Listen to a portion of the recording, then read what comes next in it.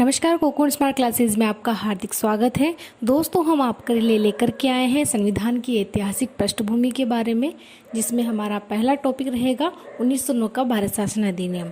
इसी तरह से हम 1919 का भारत शासन अधिनियम, 1935 का भारत शासन अधिनियम ये करते हुए संविधान के पूरे प्रोसेस को पढ़ेंगे। तो आज का हमारा टॉपिक रहेगा 1909 का भारत शासन अधिनियम, जिसे पार्लियामेंट्री सुधार भी कहा जाता है। तो चलिए वीडियो स्टार्ट करते हैं। तो 1909 का जो भारत शासन अधिनियम है, सबसे पहली बात आती है कि यह अधिनियम कब लागू हुआ।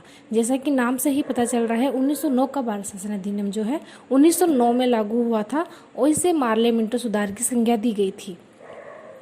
अब ये पूछे कि पार्लियामेंट्री सुधार ही क्यों कहलाता है। तो पार्लियामेंट्री सुधार है, उसके कहे जाने के दो कारण हैं। एक तो मार्ले जो थे वो भारत सचिव थे और मिंटो जो थे वो गवर्नर और वाइसराय थे।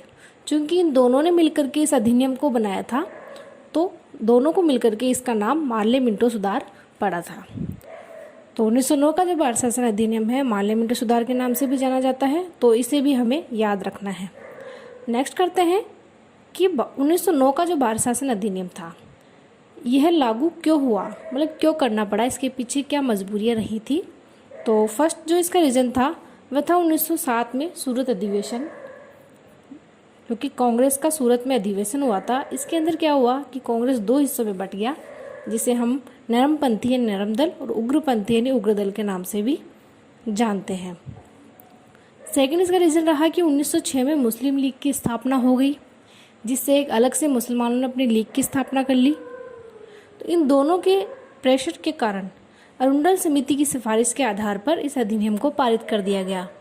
काफ़ी कुछ इसमें सुधार किए गए, जो कि हमारे लिए एग्ज़ाम के पॉइंट ऑफ व्यू से काफ़ी इम्पोर्टेंट है, तो हमें इनको याद रखना है।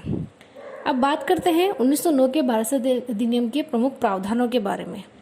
तो सबसे पहला जो प्रावधान था, जो कि काफ़ी इम्पोर्टेंट है और एग्ज़ाम में ये प्रावधान ऑप्शन में पूछा जा सकता है।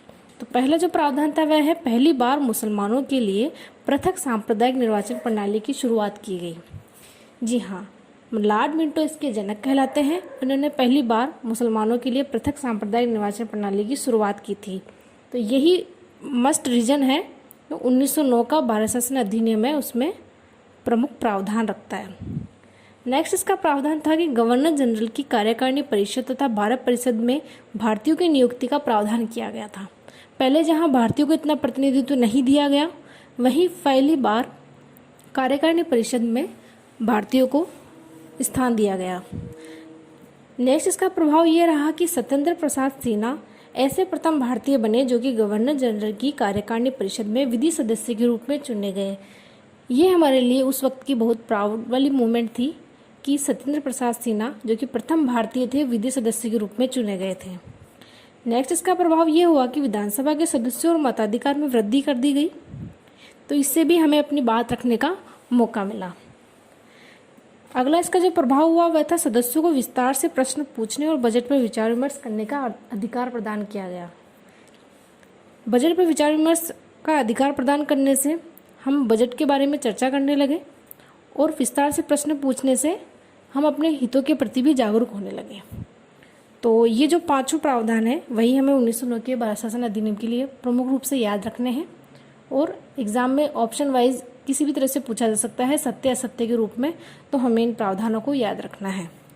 नेक्स्ट हम करते हैं कि 1909 के भारत शासन अधिनियम के प्रभाव क्या रहे। तो जैसे कि आप सभी को पता है, कोई भी विषय हो उसके सकारात्मक और नकारात्मक दोनों पहलुओं को हमें देखना जरूरी होता है। तो 1909 के भारत शासन अधिनियम के नकारात्मक प्रभाव क्या रहे। नकारात्मक प्रभाव ये रहा कि सांप्रदायिक निर्वाचन प्रणाली के द्वारा यहीं से ब्रिटिश शासन की फूट डालो राजनीतिक नीति का सूत्रपात हुआ। जैसा कि सांप्रदायिक नीति का सूत्रपात कर दिया गया था, तो मुसलमानों ने अपने को एक अलग संप्रदाय के रूप में जानने लगे और हिंदुओं को एक अलग संप्रदाय के रूप में देखने लगे। तो इससे हिंदुओं में फूट डालने की जो ब्रिटिश नीति थी वह सक्सेस हो रही थी। इसी के आगे लॉर्ड मिंटो ने, जो अपने वाइसराय थे, उन्होंने लॉर्ड मार्ले को यह कहा कि हम भारत में नाग के बीज बो रहे हैं, जिसका फल निश्चित रूप से विषैला होगा। तो ये जो कथन है वह आगे जाके सत्य साबित हुआ और वह भारत विभाजन के रूप में देखा गया। अब इसके सकारात्मक क्या परिणाम रहे, 1909 के भारत शासन अधिनियम का सकारात्मक प्रभाव ये रहा कि इसमें गवर्नर जनरल की कार्यकारिणी परिषद और भारत परिषद में भारतीयों को प्रतिनिधित्व प्रदान किया गया और इसी के साथ बजट पर विचार विमर्श एवं विस्तार से प्रश्न पूछने का अधिकार दिया गया, जो कि हमारे लिए अब तक का काफ़ी हद तक का सुधार था। अब अंतिम जो है इसके निष्कर्ष के बारे में बात करते हैं। तो 1909 का जो भारत शासन अधिनियम है, इसका निष्कर्ष बहुत हद तक नकारात्मक ही रहा था, क्योंकि इस अधिनियम की कमियों के कारण ही 1919 का भारत शासन अधिनियम लाया गया था। इसी तरह कथन एक मजूमदार का प्रसिद्ध है कि 1909 का जो भारत शासन अधिनियम है वह चंद्रमा की चांदनी के समान है, एक समय के लिए है, बाकी समय इसका कोई प्रभाव नहीं है। यानी कि कुल मिलाकर के इसका प्रभाव नकारात्मक ही रहा था और यह अधिनियम ही आगे जाकर भारत विभाजन का कारण भी बना था। तो इसी तरह से आप क्वेश्चंस को करना एग्जाम्स में, तो इसको डिस्क्रिप्टिव अगर आप याद कर लेते हो तो आपको ऑब्जेक्टिव में कभी कोई दिक्कत नहीं आएगी। यहाँ मैं आपको कुछ क्वेश्चंस दे रही हूँ, तो इनको आप अच्छे से पढ़ लेना, उनको खुद से करने की कोशिश करना।